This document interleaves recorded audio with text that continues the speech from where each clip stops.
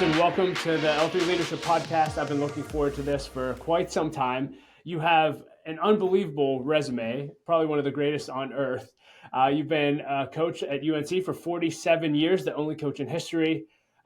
Career record of 1,093 wins, 150 losses, and 66 ties. Have 22 national titles.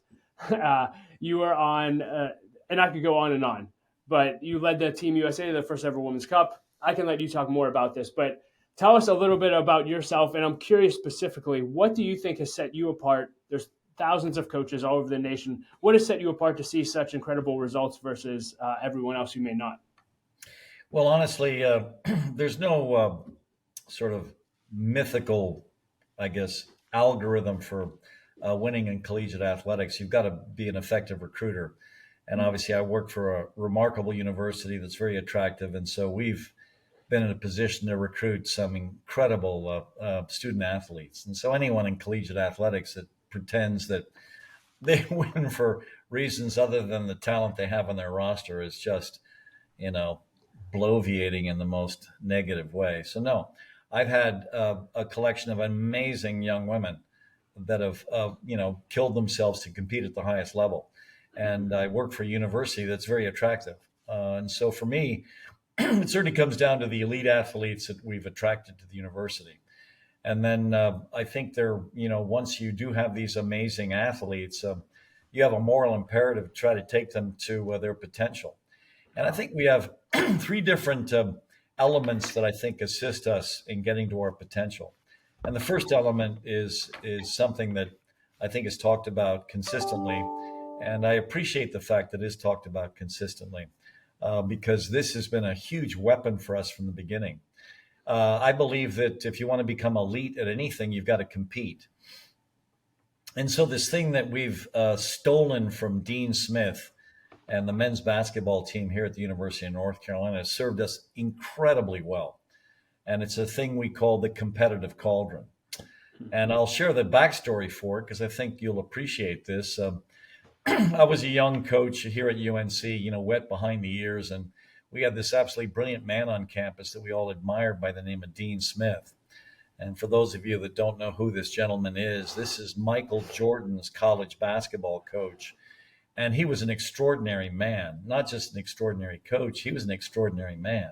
And he was such a generous human being. He came up to me one day when I was, recently hired, wet behind the ears, and basically said, Anson, if you're bored one afternoon, you want to come watch us practice basketball, please let my staff know, and we'll set you and your staff in the, in the auditorium in the Carmichael Center. This is where Michael Jordan basically finished his basketball career. Of course, they've built the Smith Center since then, but we'll put you in Carmichael and you can watch the practice.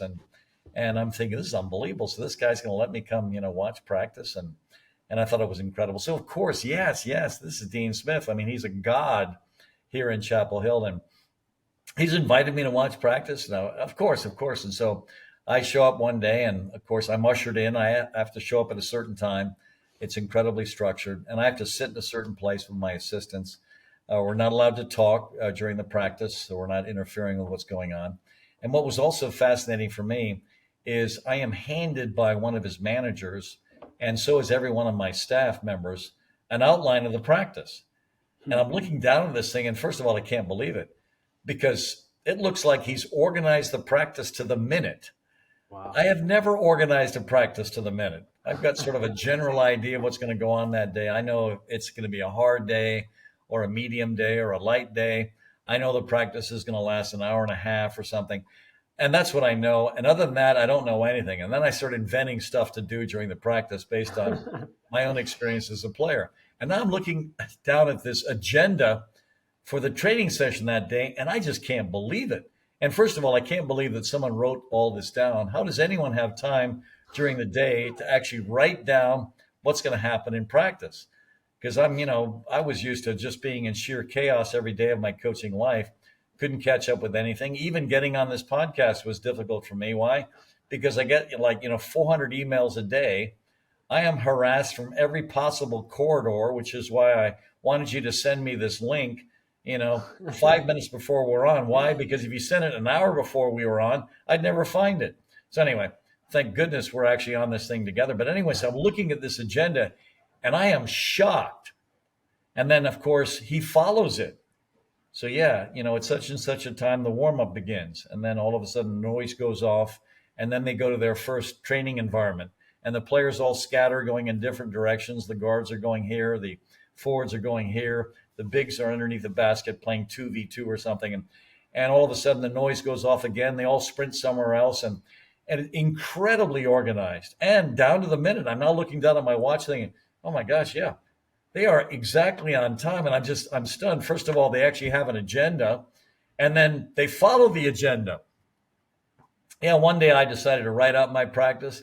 And after the practice, I looked at it and I was thinking, holy crap, I didn't do any of this stuff we have written here in the practice. And I was thinking, this is amazing. Now, Dean Smith is following his own practice outline. And first of all, I'm stunned. But the other thing I noticed pretty early is underneath every basket is an assistant manager with a clipboard. And I can see these guys writing data down on the clipboards.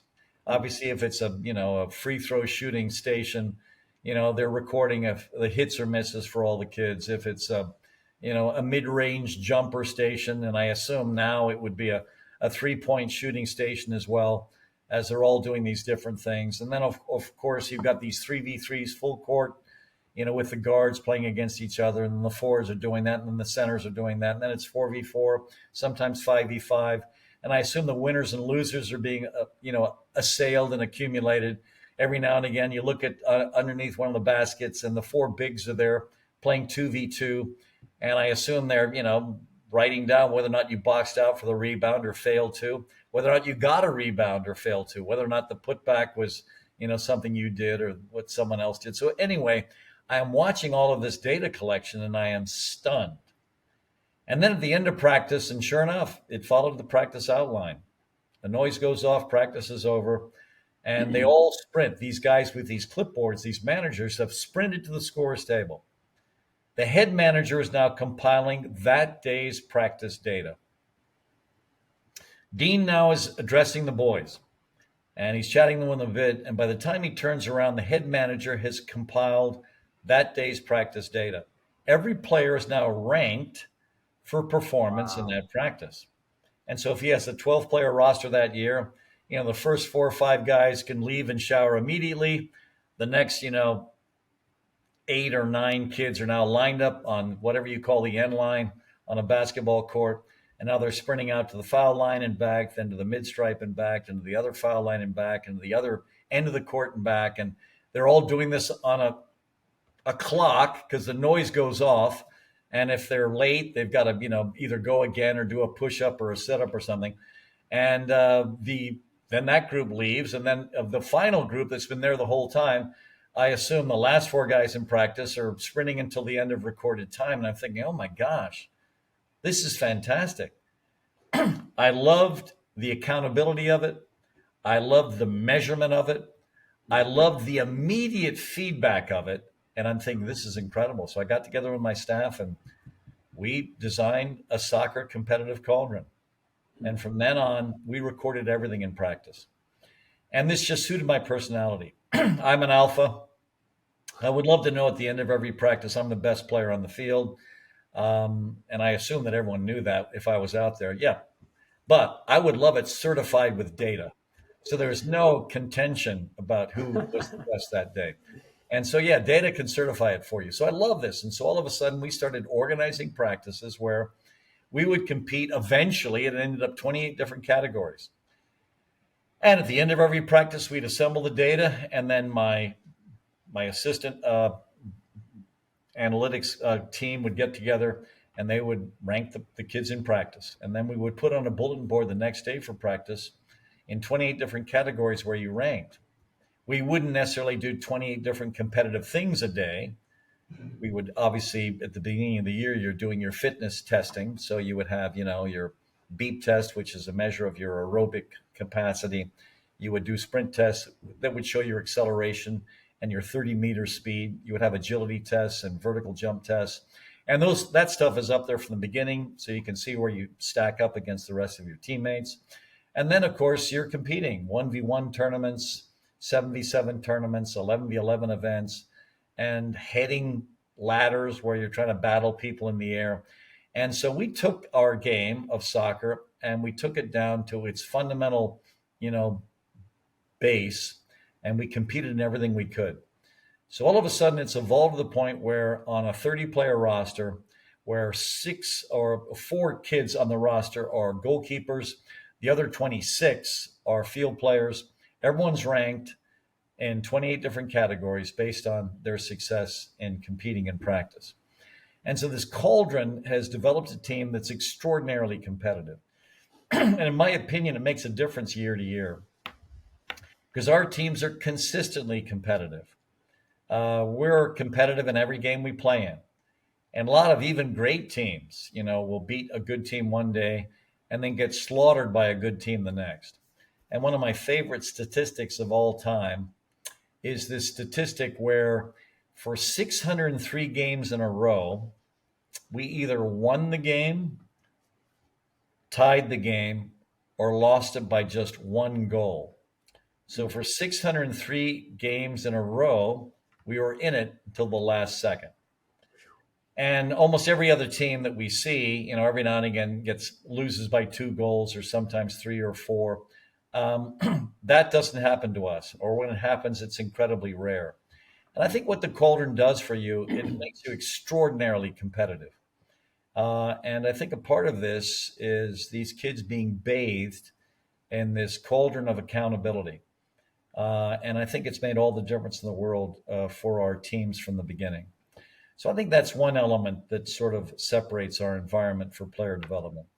The other element that I will never undervalue are the core values that we expect our kids to live by. If you jumped online right now and typed into your web browser, UNC Women's Soccer Core Values, hopefully the most recent rendition of them would pop up. We have 13 core values, and we expect all the kids to live by them. And it's basically principle-centered living. This might shock anyone listening to this podcast, but I don't believe in rules. I don't even believe in having a rule of showing up on time. But we expect everyone to show up on time. Because if you read through our core values, it's about respecting people. It's about respecting yourself. It's about making good choices. And so, of course, you know, even without being told to show up on time, you will show up on time because you're going to respect the people that have organized the practice of the meeting. And this is all a part of leading a principle-centered life. And so we don't believe in certain things, and we have, you know, core values that admonish you from practicing them.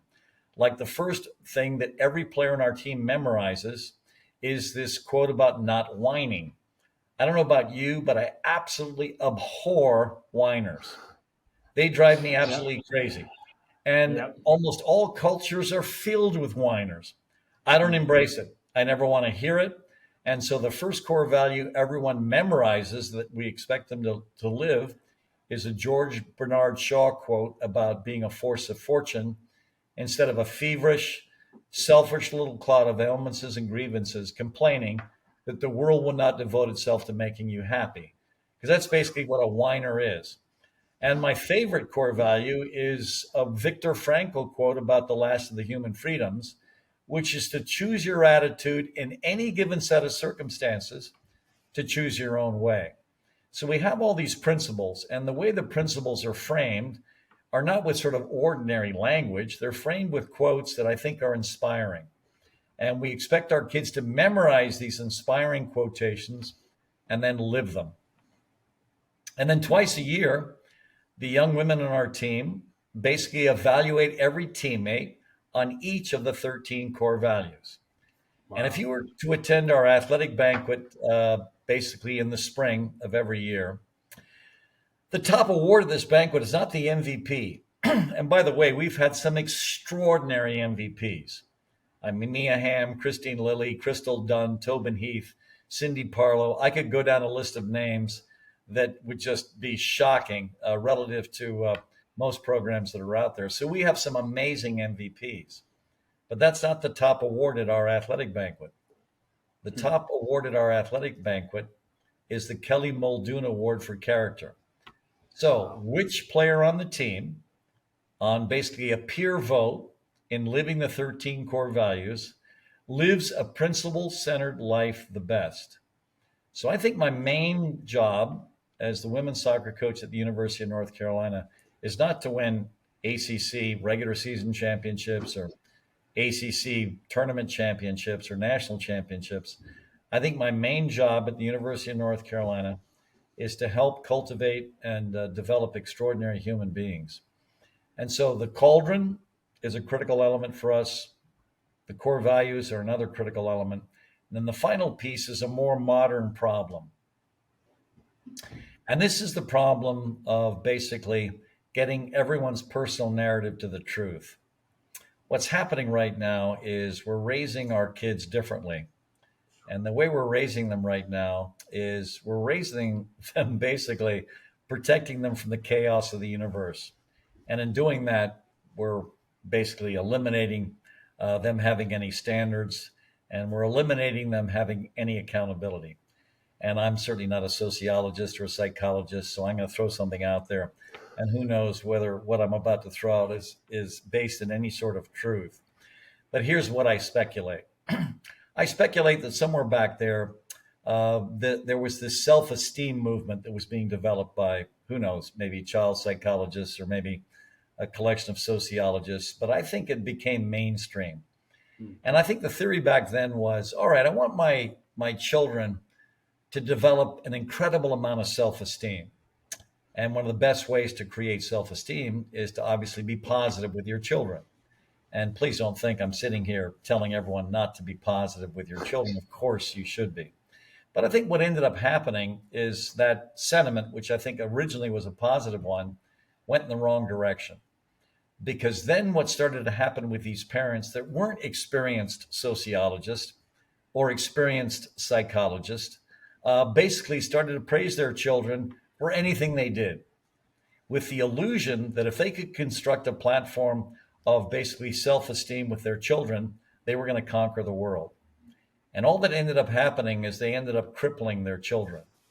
And one of the biggest problems I have when a kid comes into play for me at the University of North Carolina is their self-esteem and their basically personal narrative has been constructed by loving parents, by the way, that wanted to protect them from the chaos of the universe, and then basically were not critical of anything they did. And so now they think they're God's gift to the earth. And boy, is that entitled individual almost impossible to deal with, because they all think they should start and play 90 minutes. What they don't understand is there are 30 players in the roster. And if you want to get on the field, you've got to compete to get on the field. In other words, if you want to get on the field, you have to kick everyone's ass in practice. And that gets you on the field. And if someone on the other team is kicking your ass in the game, you're coming out.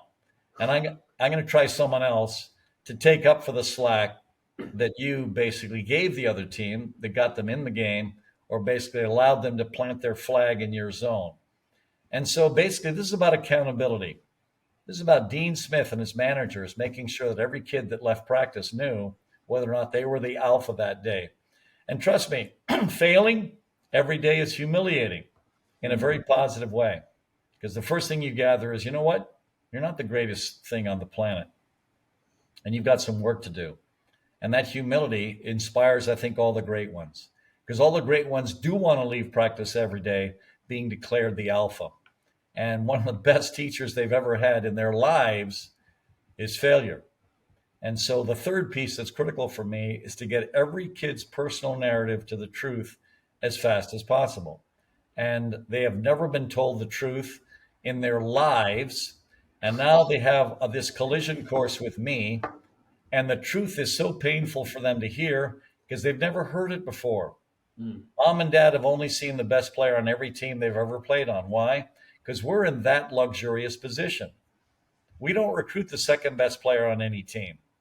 We recruit the best player on the team. And oftentimes the kids that we recruit are not just the best player on that team, they're also the best player in that league. And then oftentimes the best player in that state. And oftentimes, again, the best player east of the Mississippi, and sometimes the best player in the country. So all these kids are coming in together. And guess what? With all those kids here, there's a new hierarchy. They're not the best anymore. And now they've got to learn to live with the fact that they've got to do more work and then possibly be this thing called coachable, which means listening to the stuff we're sharing with them if they want to get to the promised land. And this is difficult for them. They've never suffered in this way their whole lives. And then, of course, who are their touchstones following a practice or following a game? Their parents. And their parents are listening to them. And what are they telling their parents? A lot of the times, they're telling their parents absolute BS. There's very few kids call home and say, oh, by the way, we had our first practice today. And by the way, my was handed to me in every single minute of the practice. Very rarely does a kid call home with that. But by the way, in a lot of these practices, their answers were handed to them, but it's not information they're sharing with their parents. So, honey, how did it go today? Oh, mom and dad, it was great. I did a really good job, and I did this and that and the other thing. And all of a sudden, now the parent is shocked on the weekend when their kid is not even getting into the game. And now, of course, who's to blame? Well, I'm to blame. Why am I to blame? Because their little darling, who clearly was awesome, isn't being played.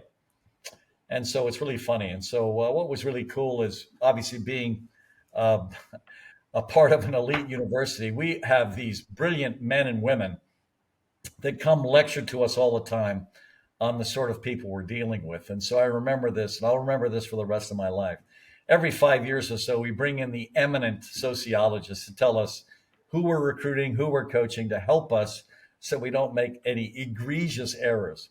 And so this guy came in 2012, and he was the eminent sociologist on campus, and he was a brilliant lecturer. And honestly, between you and me right now, I can't remember a thing he said.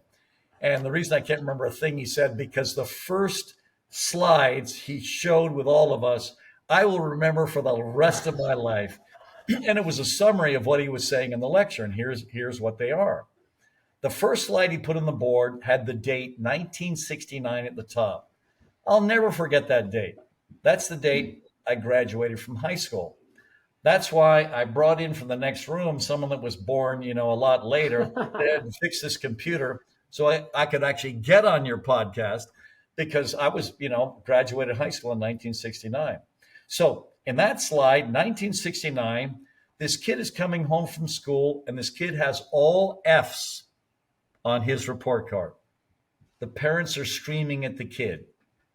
Then the next slide shifted to the year he was giving the lecture, which was 2012. 2012, the kid comes home from school, all F's on his report card. And now what's happening?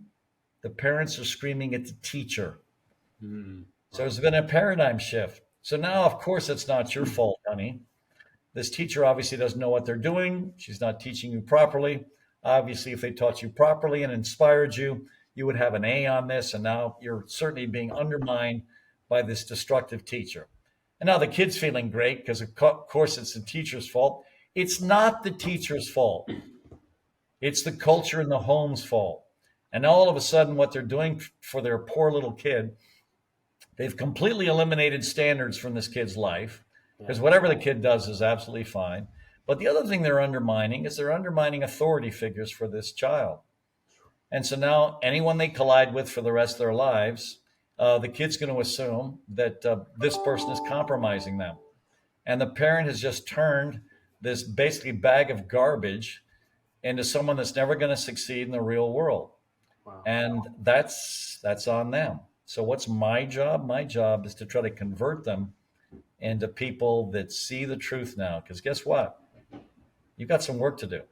So if I had to, summarize, what we do here, I would put it in those three silos. Obviously, we can drill into any part of those three that you like. Yeah. Two follow-up questions to that specifically. One, I am curious. I mean, you're getting the most competitive kids on the planet, and they're still coming in with that entitlement attitude. You said it's almost near impossible to turn them. How often do you actually see someone come in that can actually change and develop the humility necessary to do whatever it takes to get to where they need to go? Well, these are the superstars. Every now and again, you'll bring in a kid that right out of the get-go is taking responsibility for everything. And obviously, there are a combination of factors with that. One is they're well-raised, and they do respect authority. So when you tell them they need to do this, they jump on it immediately. They don't whine and complain to their parents about it.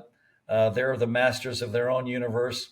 and they don't require, any sort of gentle hugs from their parents to survive. These are kids that they're going to make it.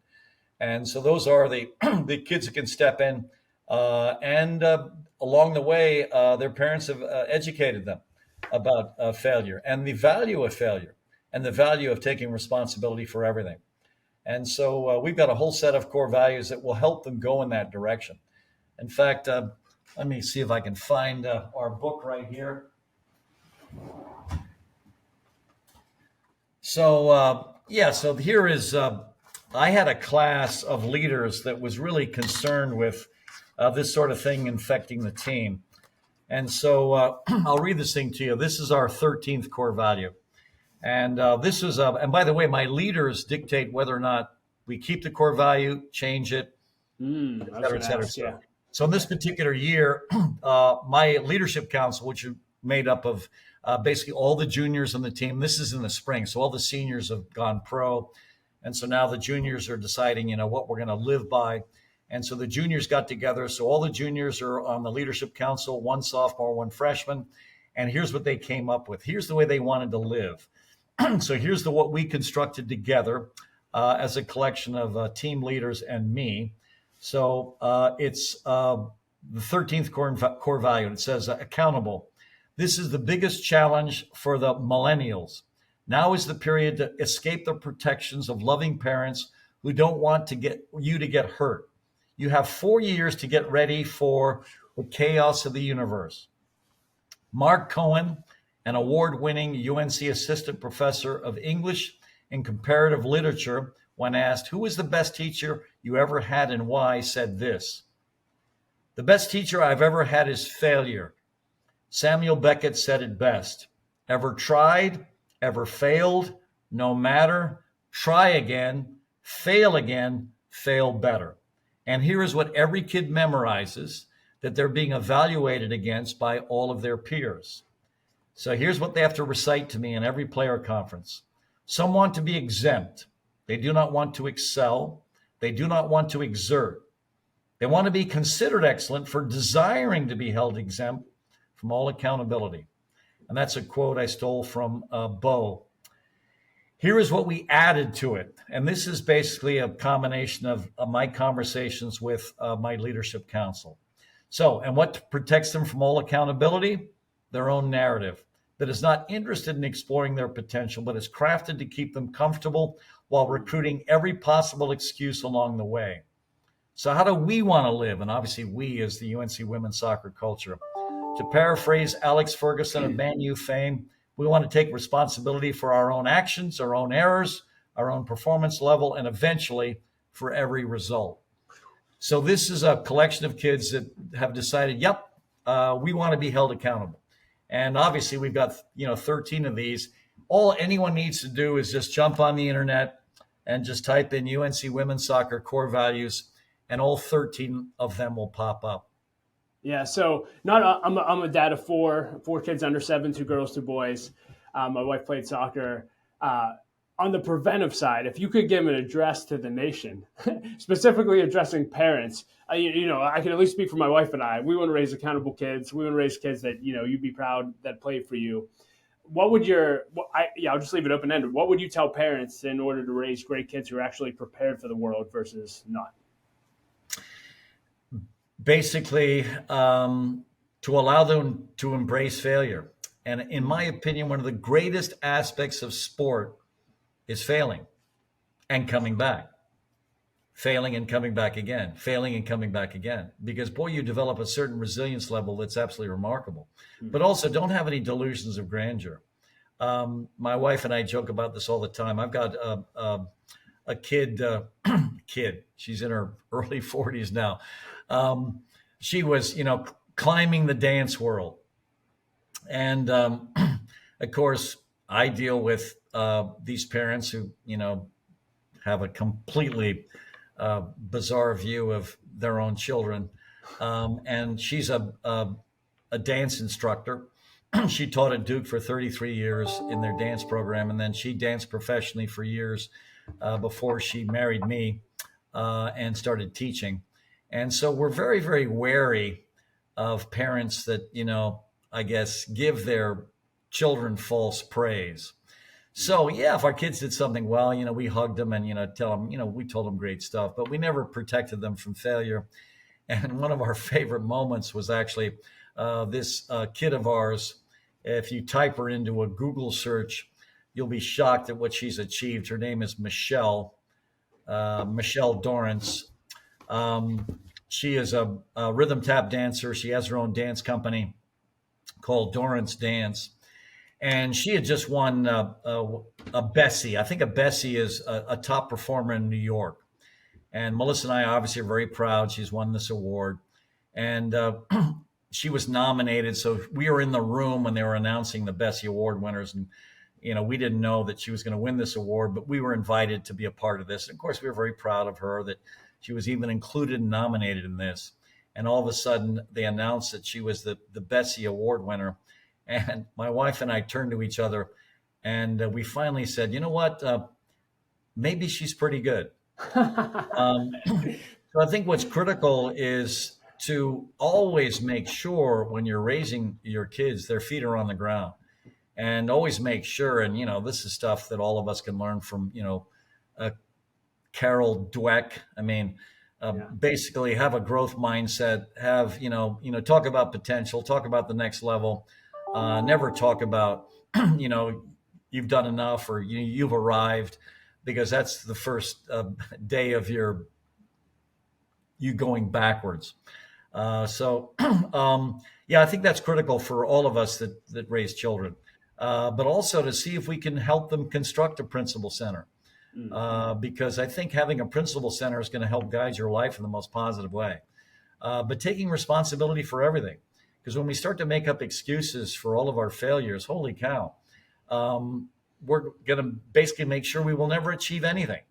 And if you want to achieve everything, take responsibility for everything you can. And then what you're saying is, I'm in a position to change where I am. And if excuses are what protects you from the chaos of the universe, you're never going to go anywhere.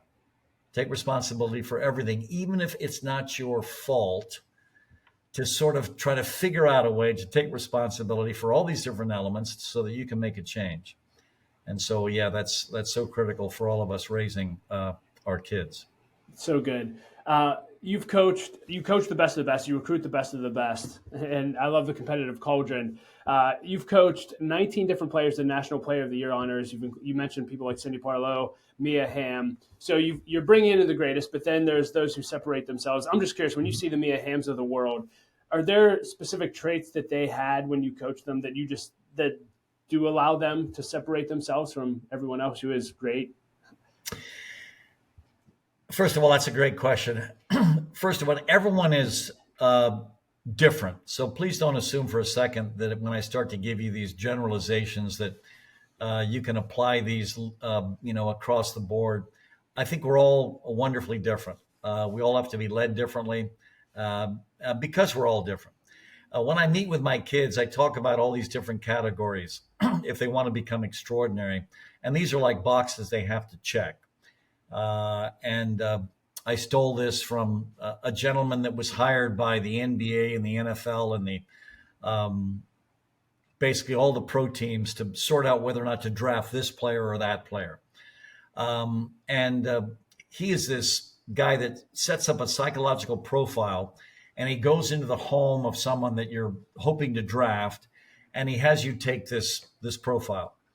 And this profile, when I started reading about this guy first, was to sort out if you had self-discipline, competitive fire, and self-belief. And this guy had an incredible hit rate. 85% of the time when he was given someone to assess and you followed his advice, he was spot on. Wow. So he had a 15%, I guess, failure rate, but 85% successful. So if you went in and you had this guy and you hired this guy and you were saying, well, should I, draft Michael Jordan? And Michael Jordan filled his profile out. And sure enough, he came up in spades with self-discipline, competitive fire, and self-belief. And then this guy would say, yeah, obviously draft this guy. But there are a lot of people out there, even Heisman Trophy winners in football, that don't make it in professional football. And so, and all of us know, and obviously on draft day, the stories are legend for the people that are, drafted first that don't make it, and people that are drafted last that make it. And of course, what's the greatest story of all time? It's Tom Brady. Tom Brady, yep. Tom Brady drafted 199th. Are you freaking kidding me? All these guys that were paid a small fortune to assess talent drafted this guy 199th. Can we go back and fire that whole talent, advisors? I mean, are you kidding me? That guy will retire the greatest football player of all time, and he's drafted at 199th. And the reason I'm bringing up this story is because it's so difficult to assess talent. So what are the elements that are going to stretch you? What are the elements that are going to take you to the promised land? So I start with those three. The cauldron, your rank in the cauldron is your competitive fire rank. Your other ranks can be assessed other ways in the different data collections that we use. So self-discipline, we basically use fitness testing. Competitive fire, we use the cauldron. And self-belief is something I will not touch.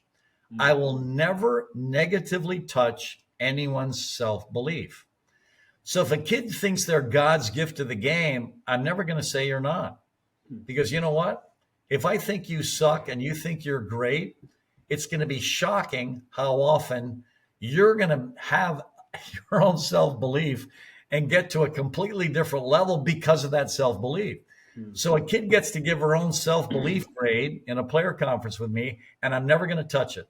Because I've had several players that looking at them, I'm thinking, you are the most ordinary creature of all, but your self-belief is off the charts. Then it's amazing what you can do with this self-belief. Wow. And so that's something I am never going to touch. But we have other categories we look at. I call this the love trilogy. If you want to become elite in soccer, you've got to love the ball, you've got to love playing the game, and you've got to love watching the game. And if those three loves aren't a part of your soccer development, you're never going to make it at the highest level. If you don't love the ball, you're not going to spend enough time with it to master it. So anyone that's watched Tobin Heath play, that young lady loved the ball. And as a result, she had this amazing ball mastery that all of us love her for just because watching her play, it's clear she mastered the ball. So self-discipline, competitive fire, self-belief, love of the ball, love of playing the game, love of watching the game. These are all critical. And there's invariably a piece missing even among the elite athletes. What's my job? My job is to take them to the promised land. There are other pieces. There's an athletic platform that's critical. And sometimes this is dictated by your genetics. Can you impact on it? Yes, you can, but not to an incredible degree. But that's also a factor at an elite level. But so is your ability to connect with the people around you. Connection is critical. How do you connect? Do you connect? Because if you don't, that's going to interfere. Certainly in a team sport, that's going to interfere. And then there are other things that make a huge difference in practice, but also make a huge difference in you elevating your practice, and that's energizing. You bring energy to practice. Are you a positive life force? And though some kids that come to practice, and I tell them this all the time, they bring such joy. My gosh, the whole practice is lifted because of their joy in practice. Their energizing is at a completely different level. And then another absolutely critical piece is leadership. And there are all kinds of leaders. You can certainly lead by example. You can lead, by being a chemistry leader on the team. You can lead by all these different ways. The most important leadership quality for me, though, is verbal leadership. The biggest challenges in women's athletics is verbal leadership. They're so afraid of what their teammates are going to think of them when they try to lead verbally. And as a result, it prevents so many of them from being these extroverted, aggressive, classic verbal leaders. And we've got to change that in our culture when we raise these extraordinary young women, because as leaders, they can be extraordinary. Because one quality they have in spades is they are generally a lot more compassionate, and they have other aspects of trust that I think can make teams so much better. And so this is a piece we have to address aggressively. And so if you look at those elements, you have to check all those boxes if you want to get to the promised land. I'm loving this conversation. I feel like I could do a 4-hour interview with you, but we don't have time for that. One thing I want to follow up on that I've heard you allude to a few times is player coach conferences or something like that, you said they have to recite back to you the core values and things like that. What does that look like, and what does candor look like from you as a coach one-on-one? Yeah. Well, first of all, as you can tell from this conversation, I'm data driven. So data is candor. Wow. And basically, if and every one of my kids knows it. Well, I'll give you an example of this sort of candor. So I'm going to give you a typical first meeting with an incoming freshman at the University of North Carolina. Of course, they come into these player conferences and they're all terrified because, first of all, they have to recite the core values. And the only thing man fears worse than death is public speaking. And so now they're in front of the coach and they've got to recite stuff they've memorized. They're in abject terror because I want them to recite it perfectly. And so they're coming into the meeting intimidated anyway. All right. Honestly, most of them get through that because they're so terrified. They've all memorized the core values. Then we get into basically the different categories. The first category we address is self-discipline. And what we have them do is we have them assess their own self-discipline. Because keep in mind, I'm trying to get their personal narrative to the truth. Well, how do I know what their personal narrative is if I don't ask them what it is? So I am asking them in all of these different categories to evaluate themselves. Because this is a test of whether or not their personal narrative is the truth. So I say, all right, on a 5-point scale, I want you to tell me where your self-discipline is. Is it U.S. full national team and Olympic team level? And if it is, I want you to give yourself a 5. If you think you're already at a professional level in this category, I want you to give yourself a 4.5. If you think you are UNC starter level already in this category, I want you to give yourself a 4. We try to play a deep roster. We try to play anywhere from 16 to 20 players a game. So this next question sort of alludes to that. If you think that you should play in every half, give yourself a 3.5. That's a kid that plays in every half. They don't start, but they get in for 10 to 15 minutes a half. If you think you should make the travel roster in this category, give yourself a 3, all the way down to, if they want to give themselves a 0, fine. But of course, no one ever gives themselves a 0. I'm still waiting, I guess, I'm waiting for Jesus Christ to come in and give himself a 0 in something. I want to see what that might look like. But anyway, so yeah. So now, all right, self-discipline. What do you say? And they're thinking, this is a freshman. Of course, the kid wants to start. Now they're thinking, all right, what should I give myself? Because, I don't think I'm ready for the Olympic team and the full national team yet. And no, I don't think I can sign a pro contract yet, but I definitely want to start. So then the kid says 4, because 4 is UNC starter level. Then I say, okay, what's the standard for the BEEP here at the University of North Carolina? The BEEP is an aerobic fitness test. And the kid knows what it is because they basically did the BEEP maybe a week or 2 ago. The standard is a 4. I'm sorry, a 40 on the BEEP. Okay. So I'll say, well, you're giving yourself a 4 in self-discipline, and the standard we have for the BEEP is 40. What did you get on the BEEP? Oh, well, I got a 28. I said, okay, in self-discipline, I'm going to give you a 2.8. And all of a sudden now the dream of starting has been absolutely shattered. And now she is in even more terror because now she has this huge fear that I have a data point for every single category. Wow. And now she is absolutely sweating herself. So now lying has gone out the window for the rest of the player conference. Now she's realized that, lying is just not going to cut it with this guy. This is going to be incredibly brutal. And then we go from one category to the next. And all of a sudden she's realizing, oh, you mean I have to kick everyone's ass in practice to establish myself as, someone high in the competitive cauldron. Oh, I've got to, they're realizing now that, mom and dad are not around them, protecting them from the chaos of the universe. Now they're seeing failure and they're seeing I've got to get to work. And, it's a completely different experience. And so That's and the conference. Obviously, we talk about a lot of other things, but you can see the sort of what I'm trying to do for them. And just real quick, how often do you do that with players? So you mentioned freshmen, but is that once a year? Is that every month, every week? These things take about an hour, sometimes an hour and a half. Okay. So I meet with them once a fall, Okay. once in January, and once just before they leave to go home in the summer. So 3 times a year. And then I've got a staff member sitting in the player conference with me, and this guy's taking notes down. Then they get a very elaborate goal setting letter that's a follow up to this goal setting meeting. Because then at the end of it, we're doing goal setting. So, what are your 3 greatest strengths? What 3 things do you need to work on? And then we talk about where they can lead, because we want everyone on the team to be some kind of leader. And it's a very in-depth, basically performance review, if you will. But by the way, what's really good about the way this is structured is I'm always telling them there's another level in them. And I'm also always telling them what they can do to change their place. So assuming they're not starting, a part of the conversation is, all right, here's how you start. Because they're all interested in that information. Here's how you make the travel team. Here's how you get rotated into each game.